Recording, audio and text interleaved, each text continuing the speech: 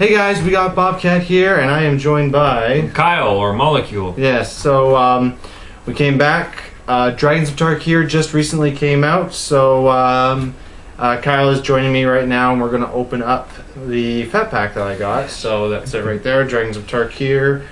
Third part in the Cons of Tarkir storyline. Oh yes, wonderful. How about a knife? So in this case, instead of opening just 3 packs, we're actually going to both open 5. Yeah, I also bought an extra. Well, actually, this was one of the ones that I got in my intro pack. Yeah, I have one that I did not open, so that we would each have 5 to open because that pack only comes with 9, so that would even it out. So let's take a look and see what we've got. Well, first of all, that's a really nice box right there. I love the artwork on that. There's the collector's book. So that's the checklist, and that's cardboard, and for some reason, this thing that's a security scan. Yeah, no kidding. I've never seen that. See that? Oh, that's nice. I do not know who that is. Do you know who that is? That's Dragon Whisperer. The Dragon Whisperer. All right. And just for the inside art, we're gonna show off the inside art. Yeah, let's see the other inside art there. It's basically the same thing as the outside box. Yes. Right. Nice little poster there to go up, and then we got our nice list of cards on the inside, as well as a little bit about the lore, the clans, and all that. Yeah, so let's see what's inside to start with. Okay, well, first of all, more cardboard. Hey, cardboard! And then we've got 2 new deck boxes. So we've got Sark here. Sark in the Unbroken. Yeah, so that's the Planeswalker. And the other, I think, is actually Narset. Narset, yeah, she was the leader of the Jeskai Way. Yeah. Did she go Planeswalker on us? Yep. She did go Planeswalker on us, so I'm not too sure. Narset the Transcendent, I think it's called. Yeah. Ooh, what die do you So get? it's a nice transparent blue die there. It's a nice little pretty die. You can see it. That's the Ojutai die, but whatever. Yeah, it's a nice color actually. I like the transparency. I got the I think it was a pink one for the pre-release. That was colored on. That was nice. So as everyone knows, Fat Packs, or if you're new, Fat Packs come with at least 80 land. Yeah, that's what all this is. So we're not opening that. So I'm gonna put that back in the box. You have no idea how many of these land things that I have right now. It's actually quite ridiculous. I'll take the intro deck one and the 4. Oh yeah, and yes, these gins that are sitting here. That's just to let us know where to put the cards when we start talking about this. So we have 5 each now, so it's not just 4 and 5. We have 5 each. So what we're gonna do is we're gonna do what we were going off of last time, where each of us are gonna open a pack at the same time. We're gonna take turns talking about each card that comes up. So I don't have Icebreaker Regent. I'll open this one. All right, I'm gonna open up whatever that guy is. Icebreaker Regent, and I'm gonna open up the picture that shows Kolagon. So yeah, that's what we'll be starting with. So let's go. So, what better way to start us first than to see? I've got a Saber-Tooth Outrider. Saber-Tooth Outrider. It is a 4-drop, including 1 red and 3 generic. It is a creature, human warrior, with trample. So everyone who doesn't know trample is if you're defending that creature, you're defending a creature with trample, the damage that is your toughness only deflates that much damage. So if, let's say this Jin was defending against that Saber-Tooth, 2 damage would go to the Jin right here, and then the 2 more damage will go to the defending player. It's pretty much like taken off the rules from Yu-Gi-Oh! If any of you played that, but Yu-Gi-Oh! That's the default rule. This is only when trample applies. And the other ability that actually came out during Dragons of Tarkir is Formidable. So it reads, whenever Saber-Tooth Outrider attacks, if creatures you control have a total power of 8, so that's the little power here, so that's 4 or to it. So if you have another 4 power with other creatures you control, it gains Formidable. 8 or greater, Saber-Tooth Outrider gains first strike until end of turn. So right now you got a 4/2 first strike if you have a power of 8 out of all your creatures you control. So that could be threatful. In a Tarkir deck or 2 more. Yeah, anything that would have a lot of powerful creatures. Good old Gruul. Gruul was fun. Gruul was fun, yes. Gruul, like if you Blood Rush that card, going back to Return of Ravnica Gate Crash, that would have been a fun card. Yeah, I didn't get into Gruul right away. Like I said that I did not like Gruul, that's just because I didn't make a deck off of them, but eventually I did make a green-red deck. Dragons, and it's got the old Sarkhanvol in it. Yep. The one from, what was it, Shards of Mirrodin? I don't know yeah. what it was. I can't remember the name, but yeah. But yeah, that's the last time that he was in it, I think. So. All right. Well, the first card I got is pretty basic. It's been around a lot of time. I got Mind Rot. Yeah, that's. So a 3-drop, including 1 black, sorcery, and it's pretty basic. Target player discards 2 cards. So if you're playing control deck, and you don't want the guy having too many cards. You play that easily on him if he's got cards and you don't want him to have any more. Yeah, it's a nice way to sort of sap your opponent's opportunities of play. I don't know if that's the word I'm looking for. Just trying to limit the amount of moves that he's able to do. So if you have enough of these in your deck, you get rid of pretty much all the cards that he has in his hand, and then he's only stuck with the one, unless he's got draw card ability. Draw card ability, but other than he's just be top decking. Yeah, so that's just the alternate art for Khans of Tarkir. Dragons of Tarkir. Oh yeah, Dragons of Tarkir, that's right. We got Champion of Arasheen. Let's see. Lifelink, 3/2, 4 drop. So 4 drop, including 1 white, 3/2 lifelink. So lifelink is whenever any damage that gets dealt by this creature, you gain that much life. So always good. Sustain, always good. Well, the thing is, there is a card called Ashen in this set, and her ability is to give all warriors, whenever they attack, double strikes. So with that, making a warrior deck with that card, it will help extremely a lot. Oh, well, yeah, there's that red one that gives attacking creatures double strike. That's another. No, that's yeah, I know that card. Attacking creatures, yeah. And then there's the that Khans of Tarkir sorcery that gives all attacking warriors lifelink. The only problem is it's a sorcery. Well, it's a sorcery. It gives all creatures 2/1 and all warriors lifelink. Yeah, and I think that's the reason why I actually started making a warrior deck. But again, the only problem is that I'd rather have it as an instant, not a sorcery.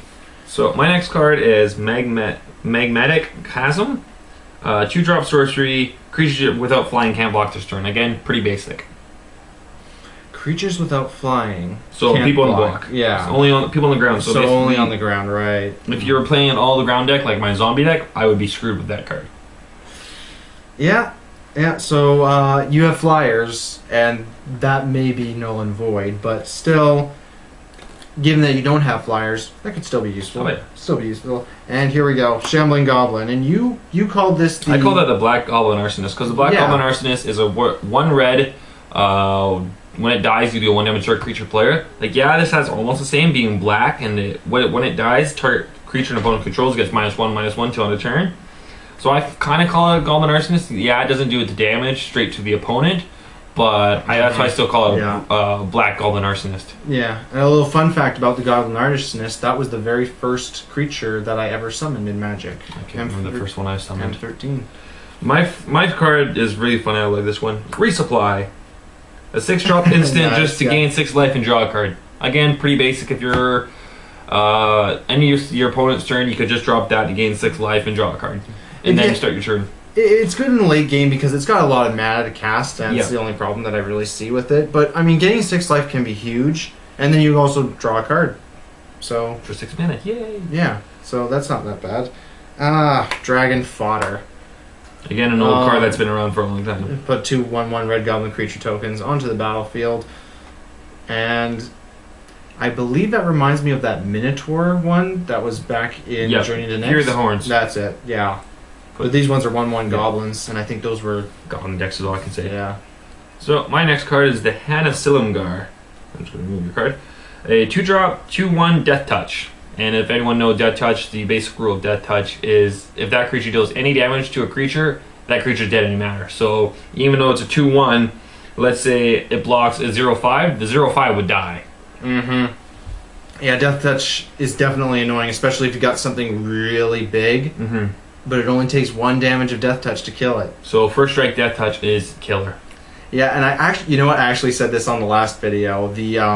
The First Strike Death Touch that was from I think it was Return to Ravnica, or no, it was Dragon Maze, I think.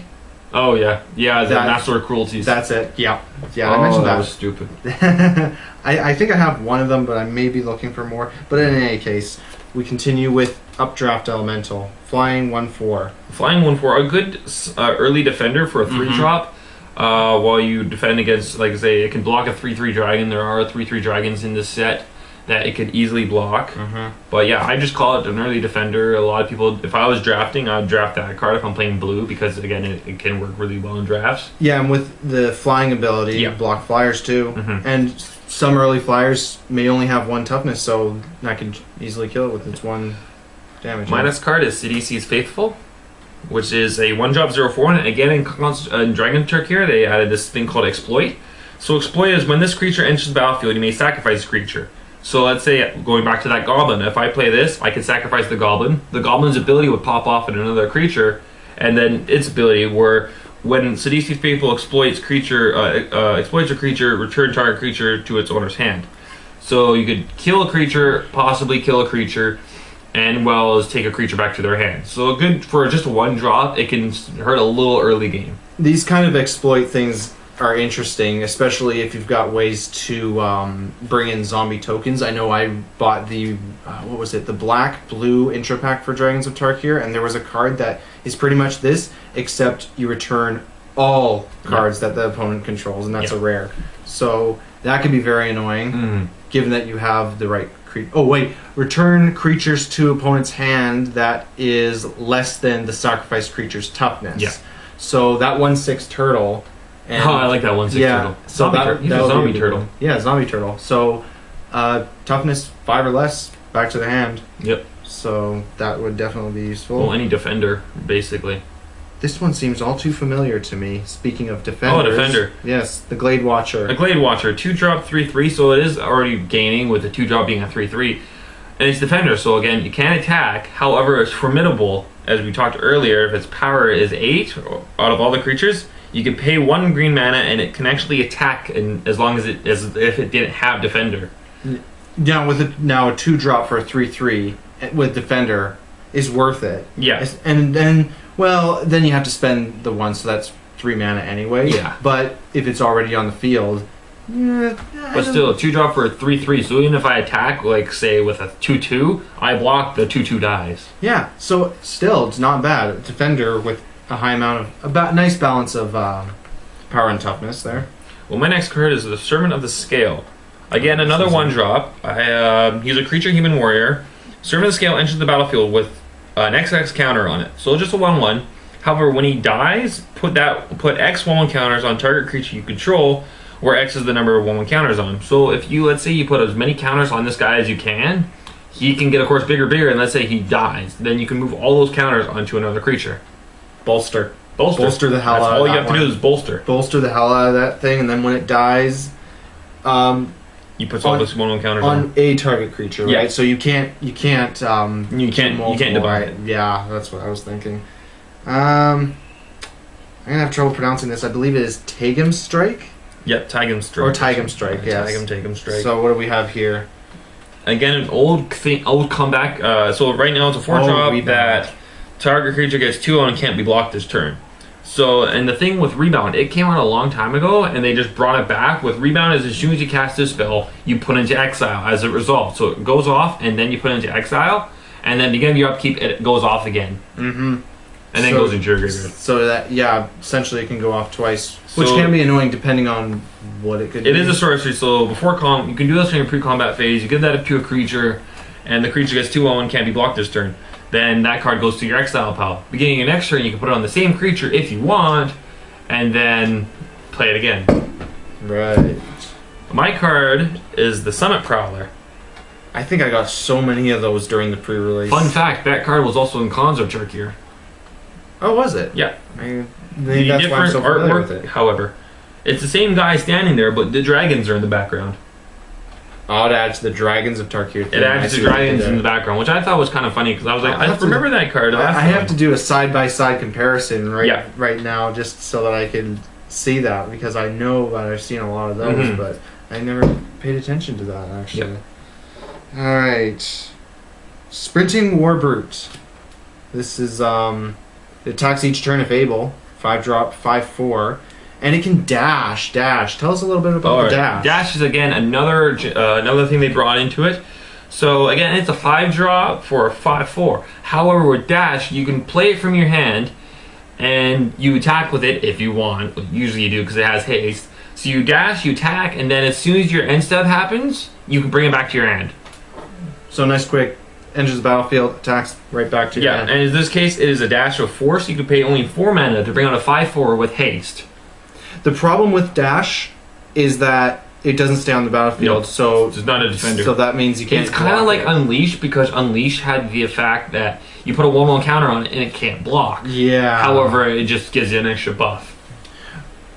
The dash function is something that I'm sort of looking for in one of my decks because it's nice to be able to haste rush, especially right at the beginning before your creatures are even Fast on the decks, field, right? if you're trying to look for a fast deck, dash is where you want to go with. Yeah. Because one, it can go fast. One, it's red, so you can then burn as well.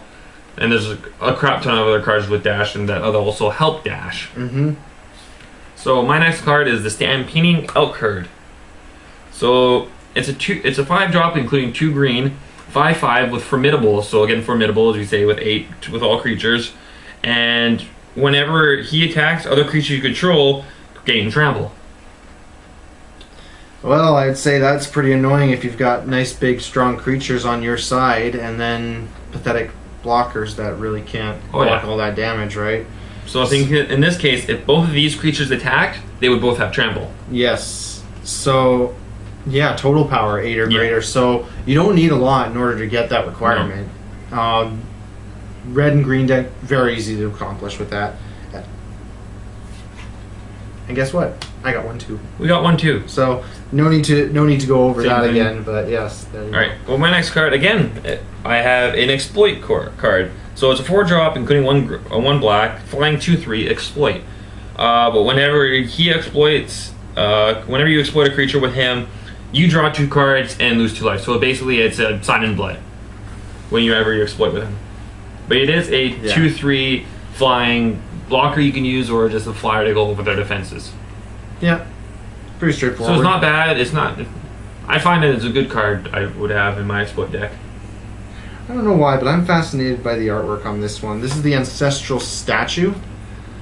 A card I personally would never draft. I'm sorry. Like, yeah, when he enters the battlefield, you can return an online permanent you control to its owner's hand. So yeah, you can return something to your hand that can then play again. Maybe something has entered the battlefield. However, for a 4-drop for a 3/4, the artwork's cool, but it's not a card I would tend to go for. It's something that was more drawn to the artwork and not the actual what the. But if you're making an does. artifact deck, it can work because it does have a 4 defense, but for 3/4 that returns, it's not really the greatest I like. No, I'd say not either. However, I got another artifact. I got the Spider Silk Net. So it's a 0-drop, so you can play it right away. It's a 0. So equip creature, so you equip it for 2, and equipped creature gets 0/2 in reach. So basically, he now block all the dragons and flying creatures. Yeah, and it doesn't cost any mana to put on the field initially, So it's a 0-drop. which is interesting. So basically, just 2 mana just to use it. So Just place it on the field for 0, and then equip for 2, and then wow, yeah, that could be useful. It is useful against spider. It's like a spider I always call it, but yeah, Spider Silk Net is really good against dragons and other flying creatures. Makes sense, Spider Silk, because spiders usually have Yeah. reach, right? And some even have Death Touch. Very annoying.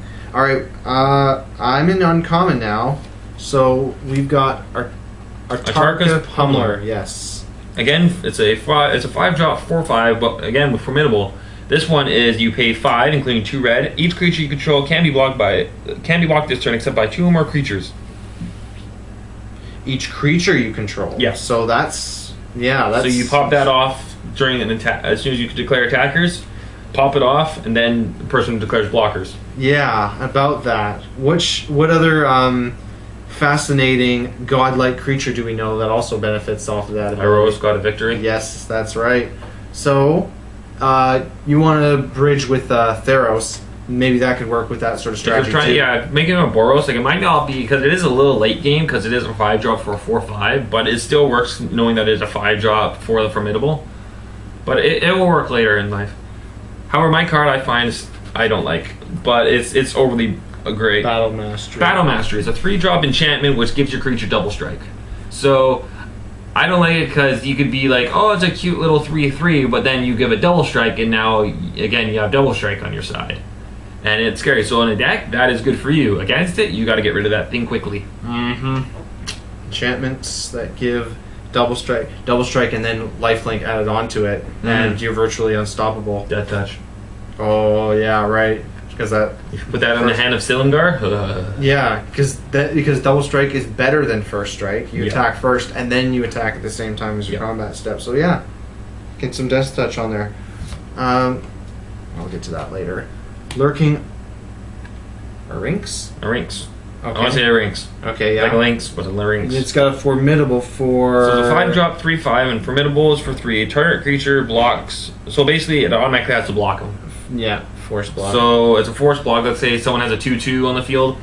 You just pay 3, and that 2/2 has to block the 3/5. Mm-hmm. So that creature dies. And if that has trample, it tramples over. Yeah. And now here's the funny thing.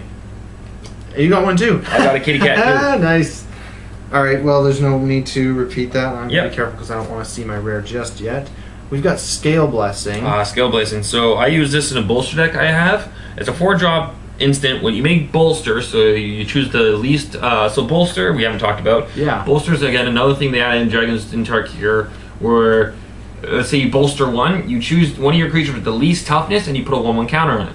However, with this one, then you put a 1/1 counter on each other creature with a 1/1 counter on it. So for you bolster 1, so let's say I put on the Lynx, and I say then I can put 1/1 counters on all the other creatures I control. Very good in a bolster deck, I will say. Scarily good. And it's an instant, so you can play it at the end of your opponent's turn, then you draw. Or you can play it after, as soon as you declare defenders, you can play that Mm-hmm. to make all your creatures big and scarier. Yeah. With a lot of bolster, you can definitely eventually stack up your counters, and all of a sudden, your weak soldiers become a lot more stronger. Yeah.